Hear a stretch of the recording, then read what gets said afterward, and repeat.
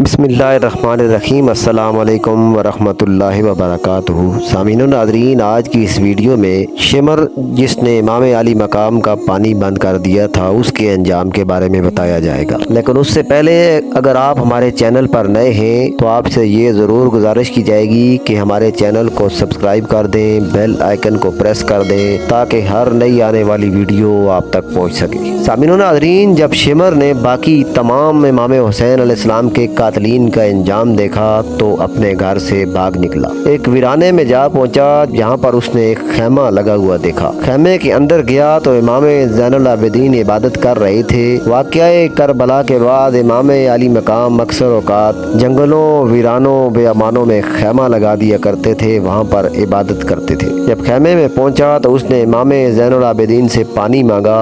امام زین العابدین نے اس کو پانی دیا، دوسری دفعہ پھر مانگا، پھر امام نے اسے پانی دیا، تیسری دفعہ مانگا، تیسری دفعہ بھی امام زین العابدین نے اسے پانی دیا۔ جب پانی پی لیا تو اس نے کہا کہ حضرت شاید آپ نے مجھے پہچانا نہیں۔ امام زین العابدین نے فرمایا ظالم، میں تجھے پہچانتا نہیں ہوں، تو نے میرا سارا خاندان اجاڑ دیا، تو نے ہی میرے سارے خاندان کا پانی بند کر دیا، پیاس سے بلبلاتے ہوئے ننھے علی اصغر نے جان دے دی، تو کیا تمہیں میں پہچانتا نہیں ہوں؟ اس نے کہا کہ اگر آپ پہچانتے ہیں تو آپ نے مجھے پانی کیوں پلایا؟ انہوں نے کہا کہ ہم تمہارے ہاں گئے تھے، وہ تمہارا کردار تھا، آج تم میرے پاس آئے ہو، یہ میرا کردار ہے۔ اس نے کہا کہ آپ مجھے پناہ دے دیں، تو امام زین العابدین نے فرمایا کہ جسے اللہ پناہ نہ دے اسے کوئی پناہ نہیں دے سکتا۔ وہ وہاں سے جاتا ہے، ایک دیہات میں جا کر لوگوں کو ڈراتا ہے، دھمکاتا ہے، وہاں پر ان سے پناہ مانگتا ہے، اسے پناہ دی جاتی ہے، لیکن رات کے وقت مختار سقفی کے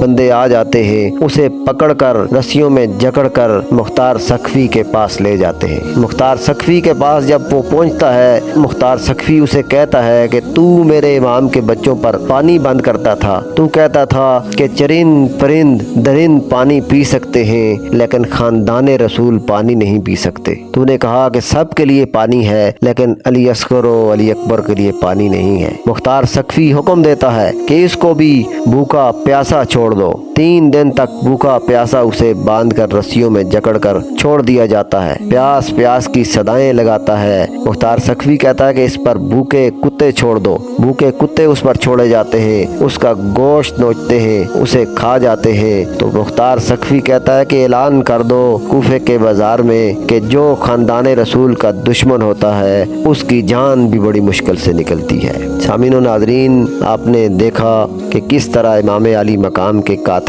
شمر کا انجام ہوا۔ یہ واقعہ کیسا لگا کامنٹ سیکشن میں ضرور بتائیے گا۔ اگر واقعہ پسند آیا ہے تو لائک کر دیجیے گا۔ حاضر ہوتے ہیں نئی ویڈیو کے ساتھ، اپنا خیال رکھیے گا۔ اللہ حافظ۔